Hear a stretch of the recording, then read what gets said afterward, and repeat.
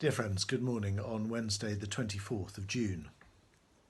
This is my command, love each other. If the world hates you, keep in mind that it hated me first. John chapter 15 verses 17 to 18.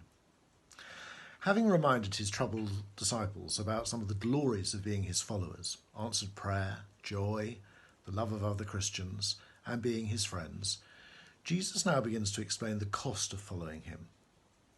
Christians are likely not only to face the difficulties that are common to all humanity, but special challenges that come from being Jesus' followers in a world where the majority are not. Having lived in a Christian culture for many generations, Christians in the UK are now having to come to terms with this reality. The world hating us sounds very extreme and actually a long way from our experience.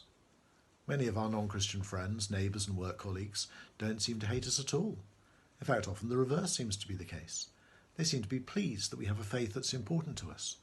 They appreciate the good work that the church does in the community, and they might even come with us to a carol service at Christmas time. But I wonder if this is changing.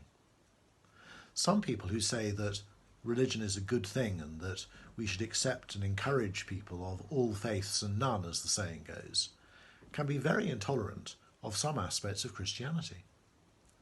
For instance, Jesus has just said to his disciples, "I am the way, the truth, and the life.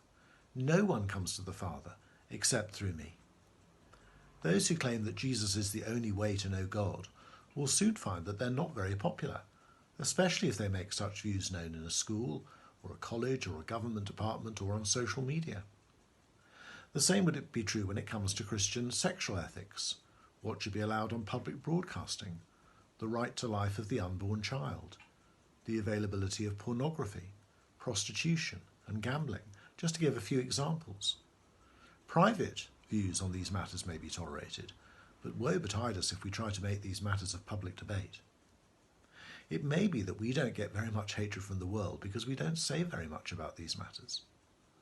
Now, of course, we should be wise about how we talk about controversial issues, and we certainly don't want to make unnecessary enemies. But I do wonder if we haven't become so careful not to offend anyone that our witness to Jesus has become watered down and we're pretty indistinguishable from the rest of society. Perhaps we should learn from the first Christians. They were very clear in their witness to Jesus as Lord and their commitment to living with radically different ethics to the rest of the Roman world. And they were prepared to die rather than bow before any other gods. In fact, by tradition, all bar one of the 11 disciples who were with Jesus at the Last Supper were martyred for their faith.